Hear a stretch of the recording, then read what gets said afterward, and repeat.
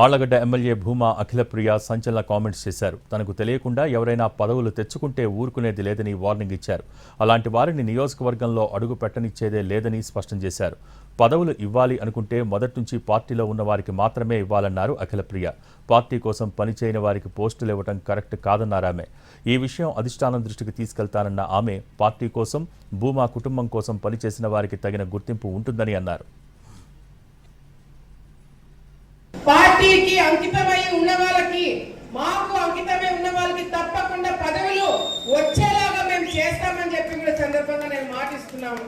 కానీ అదే మండలం నుంచి ముక్కు ముఖం తెలియని వాడు ఎవడైనా వెళ్ళి పదవి కావాలని చెప్పి మాకు తెలియకుండా తీసుకుంటే మాత్రము ఆళ్లగడ్డ నియోజకవర్గంలో అడుగు కూడా పెట్టనివ్వమని చెప్పి సందర్భంగా తెలియజేస్తున్నాం.